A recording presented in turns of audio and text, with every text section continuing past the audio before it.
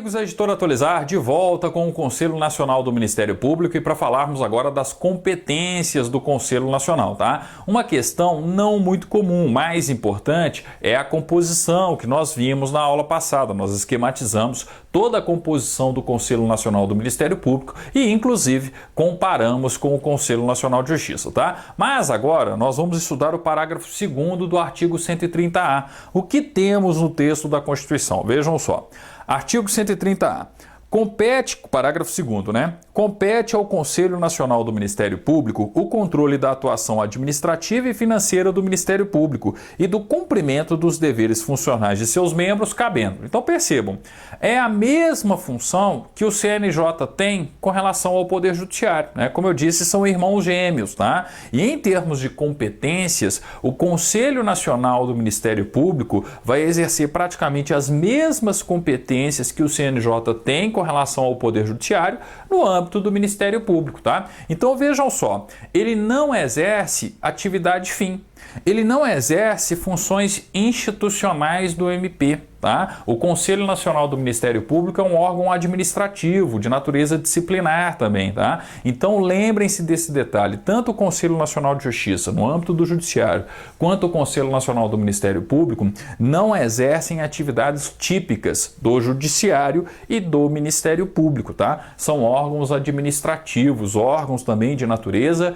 disciplinar, tá? E vejam só as competências do Conselho aqui, ó. Inciso 1º, mesma competência que nós já estudamos lá no CNJ, só que agora aplicada ao Ministério Público. Inciso 1º, zelar pela autonomia funcional e administrativa do Ministério Público, podendo expedir atos regulamentares no âmbito de sua competência ou recomendar providências, tá? Então, da mesma forma que o CNJ, o Conselho Nacional do Ministério Público pode editar resoluções, atos normativos a serem observados no âmbito do Ministério Público. Questões, gente, referentes ao planejamento e à administração do Ministério Público como um todo. Questões administrativas, questões disciplinares sempre, né? E claro, né, zelando pela autonomia funcional e administrativa do Ministério Público. Inciso 2º, marquem o inciso 2º, também competência idêntica à descrita para o Conselho Nacional de Justiça no âmbito do Poder Judiciário.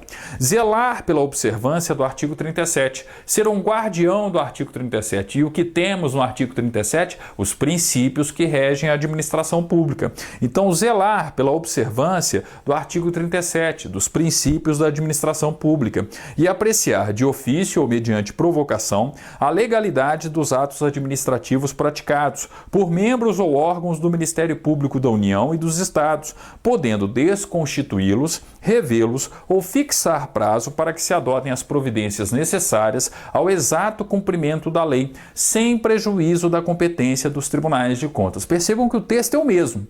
Mesma questão presente lá no artigo 103b, parágrafo 4º, também inciso 2º da Constituição com relação ao CNJ. Então é o seguinte, ó, o Conselho Nacional do Ministério Público pode desconstituir o ato administrativo de um Ministério Público que afronte, por exemplo, a legalidade, a impessoalidade, a moralidade, a publicidade, a eficiência? Claro que sim, ele é um guardião dos princípios que regem a administração pública. E sempre que acontecer a afronta no âmbito aí, né, da administração do Ministério Público, o Conselho Nacional do Ministério Público pode sim desconstituir o ato, determinar que outro seja emanado de acordo, né, com os ditames da Constituição, de acordo com os princípios que regem a administração pública, sem prejuízo da competência que já é atribuída aos tribunais de contas. Então a atuação dos conselhos, seja do CNJ ou do Conselho Nacional do Ministério Público, não prejudica a atuação dos tribunais de contas, tá? Lembrem-se desse detalhe também. Inciso 3º, marquem o inciso 3º. A competência disciplinar do Conselho Nacional do Ministério Público. Compete ao Conselho receber e conhecer das reclamações contra membros ou órgãos do Ministério Público da União ou dos Estados, inclusive contra seus serviços auxiliares, sem prejuízo da competência disciplinar e correcional da instituição, podendo avocar processos disciplinares em curso, determinar a remoção, a disponibilidade ou a aposentadoria com subsídios ou proventos proporcionais ao tempo de serviço e aplicar outras sanções administrativas assegurada a ampla defesa. Duas questões importantes aqui, ó. Primeiro, perceber que a função disciplinar do Conselho não prejudica a função disciplinar das respectivas corregedorias internas inerentes a cada Ministério Público, tá? E além disso, perceber, sobretudo, que o Conselho Nacional do Ministério Público pode sim colocar em disponibilidade, remover compulsoriamente e aposentar compulsoriamente membro do Ministério Público. Qual que vai ser a maioria? Maioria absoluta, seguindo, né, a interpretação constitucional. Então, a mesma questão que a gente já observou para o Conselho Nacional de Justiça, também no inciso 3º, só que do artigo 103b, parágrafo 4º, nós estamos vendo aqui no artigo 130A, parágrafo 2º, inciso 3º. Conselho Nacional do Ministério Público pode sim remover compulsoriamente, colocar em disponibilidade e aposentar compulsoriamente membro do Ministério Público, assim como o CNJ pode fazer isso também com relação aos magistrados. Não deixem de estudar sempre o inciso 3º, tá? É a competência mais comum em concursos públicos. Outra competência comum, e que vocês também irão marcar, é a do inciso 4º. O que temos no inciso 4º e que também é idêntica ao Conselho Nacional de Justiça, só que o CNJ lá no Poder Judiciário. Vejam só, inciso 4º. Rever, de ofício ou mediante provocação, os processos disciplinares de membros do Ministério Público da União ou dos Estados julgados há menos de um ano. Então imagine o seguinte, né? Eu tinha um processo disciplinar contra um promotor de justiça, contra um membro do Ministério Público. A respectiva corregedoria daquele MP, o órgão de controle interno daquele MP, arquiva o processo disciplinar. O Conselho Nacional do Ministério Público pode rever? Sim, e pode ser de ofício, por vontade própria dele ou mediante provocação, mas desde que esteja dentro desse período de um ano, tá? Um ano do arquivamento. Não se esqueçam do inciso 4º, outra competência comum importante para o Conselho Nacional do Ministério Público, rever de ofício ou mediante provocação os processos disciplinares de membros do Ministério Público da União ou dos Estados julgados há menos de um ano, tá certo? Então não se esqueçam aí, ó, inciso 2º importante, inciso 3º e também o inciso 4º são as competências do Conselho Nacional do Ministério Público mais cobradas, mais importantes em concursos públicos. No inciso 5º, nós temos uma diferença entre o Conselho Nacional de Justiça e o Conselho Nacional do Ministério Público. Só que é uma diferença que não é observada em concursos, tá? Porque também, né, não faria muito sentido esse tipo de cobrança. Percebam um detalhe aqui, ó. Compete ao Conselho Nacional do Ministério Público, inciso 5º, elaborar relatório anual propondo as providências que julgar necessárias sobre a situação do Ministério Público no país e as atividades do Conselho, o qual deve integrar a mensagem prevista no artigo 84, inciso 11. Tá? Então percebam o seguinte, ó, no Conselho Nacional de Justiça existem dois relatórios. Eu tenho o relatório semestral e o relatório anual, que também vai ser encaminhado ao Congresso Nacional na ocasião da abertura da sessão legislativa. No Ministério Público, eu tenho tão somente um relatório, que é o relatório anual, tá? Então não existe no Ministério Público a obrigação do Conselho Nacional do Ministério Público de elaborar o relatório semestral. Relatório semestral é somente lá no CNJ, tá? Aqui no Conselho Nacional do Ministério Público nós temos tão somente um relatório anual, tá? Então se porventura perguntarem, lembrem-se do seguinte: CNJ tem um relatório semestral e um relatório anual. Conselho Nacional do Ministério Público, somente relatório anual, ok? Bem, com isso, a gente finaliza o parágrafo 2º, que são as competências do Conselho Nacional do Ministério Público. Porém, aproveitando para nós finalizarmos, né, o tema como um todo, o Conselho Nacional do Ministério Público como um todo, vamos analisar os demais parágrafos. Parágrafo 3º. Marquem o parágrafo 3º. O que temos aqui no parágrafo 3º? Ó. O Conselho escolherá em votação secreta um corregedor nacional, dentre os membros do Ministério Público que o integram, vedada a recondução, competindo-lhe, além das atribuições que lhe forem conferidas pela lei, as seguintes, tá? Então percebam, ó. Um dos membros do Ministério Público, né, desde que não seja o Procurador-Geral da República, que já preside, vai ser o Corregedor Nacional. E qual que é o mandato dele? 2 anos, tá? Um mandato de 2 anos e, sobretudo, vedada a recondução.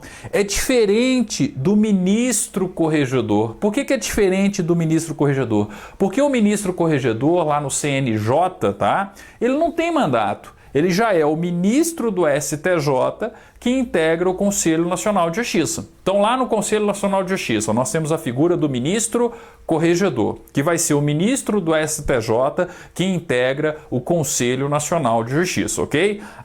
E no Conselho Nacional do Ministério Público, quem vai ser o corregedor nacional? Então percebam, os nomes são diferentes. Lá no CNJ, ministro corregedor. Aqui no Conselho Nacional do Ministério Público, corregedor nacional. Vai ser escolhido dentre os membros do Ministério Público. Obviamente, excluindo-se o Procurador-Geral da República. Então, dos 8 membros restantes aqui, tirando o Procurador-Geral da República, um dos 7 restantes vai exercer a função de Corregedor Nacional. Qual que é o mandato dele? 2 anos, tá? É permitida a recondução? Não. Vedada a recondução. Não se esqueçam do caput do parágrafo 3º. Não se esqueçam do Corregedor Nacional, escolhido dentre os membros do Ministério Público com mandato de 2 anos, vedada a recondução, tá? As funções que ele faz são as mesmas funções descritas para o ministro corregedor lá no Conselho Nacional de Justiça. Vejam só. Inciso 1º. Receber reclamações e denúncias de qualquer interessado relativo aos membros do Ministério Público e de seus serviços auxiliares. 2. Exercer funções executivas do Conselho de inspeção e correição geral.